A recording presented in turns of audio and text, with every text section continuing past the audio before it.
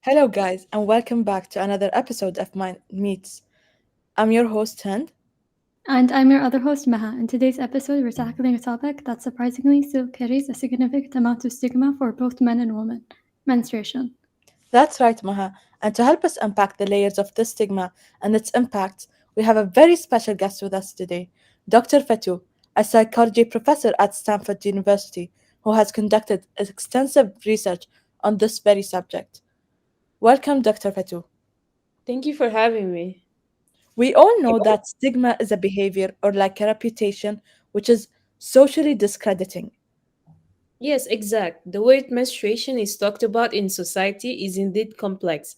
Menstruation has been shrouded in myths and misconceptions, leading to a societal approach that often frames it as something to be hidden or ashamed of.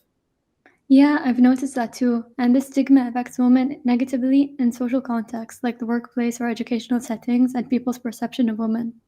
Absolutely, Maha. There is this one study that was conducted in educational settings, which involved the reaction of college students to a woman who accidentally dropped a tampon from her handbag, compared to when the same woman dropped a less stigmatized but still feminine item like a hair clip.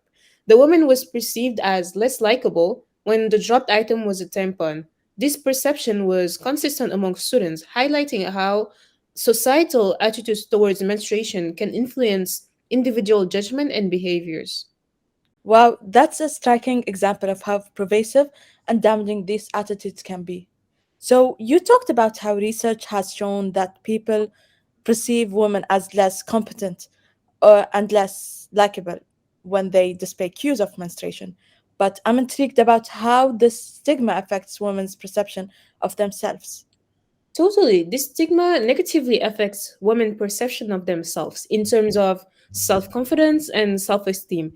This is illustrated by one study where researchers interviewed 28 women who were menstruating and 30 who were not. The interviews were conducted by a male confederate who either knew or didn't know about the woman's menstrual status. Women who thought the interviewer knew they were menstruating felt less liked by him, but they were also less concerned about making a good impression. In contrast, women who weren't menstruating felt more motivated to present themselves well and believed the interviewer saw them more positively than the menstruating women. This suggests that knowing about their menstrual status made menstruating women less motivated to present themselves positively.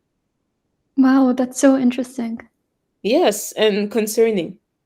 This stigma is holding back women and our society, and this is just a stigma, right? I mean, it's only a myth that women are less competent or dumber just because they're on their period. Yes, it's only a myth. There was this study actually that delved into the impact of menstrual cycle phases on academic performance. So, researchers monitored the academic performance of volunteers enrolled in a psychological course. The study found that across all tests administered throughout the course, there was no significant difference in performance between the paramenstrual and intermenstrual phases even after adjusting for individual differences in aptitude and motivation. This clearly proves that despite societal stigmas, menstruation doesn't inherently impair cognitive performance. Yes, I think this is a good note to end on. Dr. Patou, thank you for sharing your insights and research with us today. It's clear that addressing menstrual stigma is not just a women's issue, but a societal one that requires collective effort and understanding. Thank you, Dr. Fatou, and to our listeners, we hope this episode has been enlightening and encourages you to reflect on your own perceptions and how you can contribute to a more inclusive and understanding society. Thank you for having me. I enjoyed being here. Goodbye, everyone. See you next time on Mind Meets. Bye bye.